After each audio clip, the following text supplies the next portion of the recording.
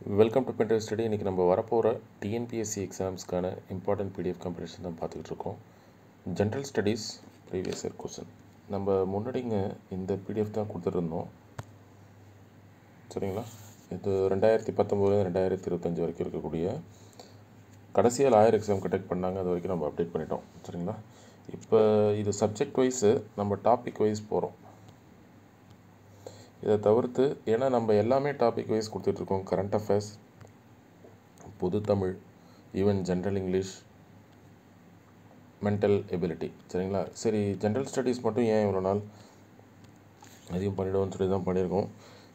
இது வந்துங்க நம்ம ப்ரிப்பரேஷனுக்கு நீங்கள் பயன்படுத்திக்கலாம். Almost group 1 நெருங்கிடுச்சு.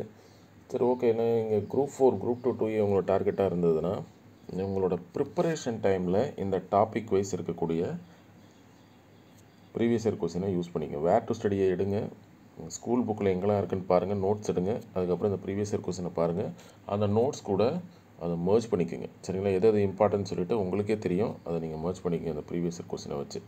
சரிங்களாங்க? இப்போ இந்த பிடிஎஃபை நம்ம விட்டுற போகிறதில்ல, இதுவும் இருக்கும். இது எப்போனா உங்களோட ரிவிஷன் டைம். ஃபார் எக்ஸாம்பிள், இப்போ நீங்கள் குரூப் 1 ரிவிஷன் ஸ்டார்ட் பண்ண போகிறீங்க.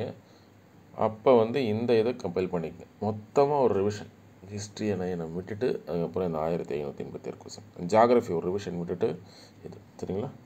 இன்னும் ஹெல்ப்ஃபுல்லாக இருக்கும். அது பாருங்கள், உங்களுக்கு புரியும். அதே மாதிரி கரண்ட் அஃபேர்ஸ், ஸோ இந்த வாட்டி தவிர்த்துறாதீங்க.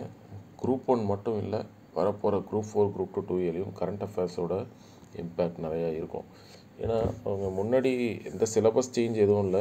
என்ன ஹிஸ்ட்ரி அண்ட் ஐஎன்எம்மையும் சேர்த்துருக்காங்க, யூனிட் 9ஐயும் இந்தியன் எக்கனாமியும் சேர்த்துட்டாங்க, அவ்வளோதான். பட் மற்றபடி சிலபஸில் எந்த சேஞ்சும் இல்லை. கரண்ட் அஃபேர்ஸை தூக்கி அங்கங்கே பேஸ் பண்ணி வச்சுருக்காங்க. கொரோனாவுக்கு முன்னாடி நடந்த குரூப் டிஎன்பிஎஸ்சி குரூப் 4, கொரோனாக்கு இமீடியட்டாக கொரோனாவுக்கு முன்னாடியா இல்லை அதுக்கு முன்னாடியான்னு சரியாக கெஸ் தெரியல. நான் சொல்கிறேன் நான் அதில் நீங்கள் பார்த்தீங்கன்னா இருக்கிறதுலே maximum question current affairs group 1 கேட்குறாங்க நிறையா.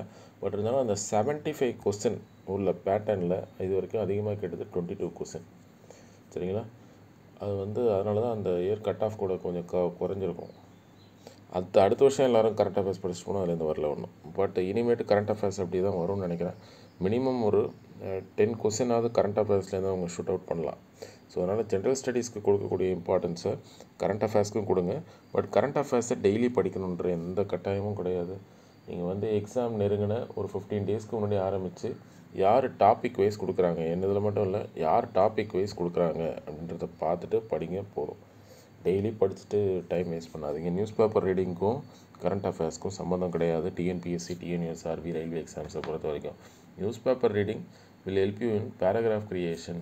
ஏன்னா நம்ம இப்போ பார்த்தீங்கன்னா ப்ரியாம்பிள் இருக்குது, இண்டஸ் வேலி சிவிலைசேஷன் இருக்குது. அங்கங்கே நம்ம கீவேர்ட்ஸ் தான் நமக்கு ஞாபகம் இருக்கும். ப்ரியாம்பிள்னால் ஒரு 10 கீவேர்ட்ஸ் அப்படி தான் நம்ம வச்சுருப்போம் நம்ம மைண்டில், அந்த அப்ஜெக்டிவ் டைப்பை ப்ரிப்பேர் பண்ணுறதுக்காக.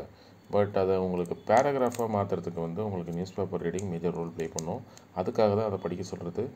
நீங்கள் ஒருவேளை உங்களோட குரூப் 1 குரூப் 2னா அந்த பாயிண்ட் ஆஃப் வியூவில் படிங்க. But current affairs point of வியூவில் தயவு செய்து வேண்டாம். ஏதாவது ஒரு காம்பினேஷன், ஒரு கம்பைலேஷன் மட்டும் பாருங்கள்.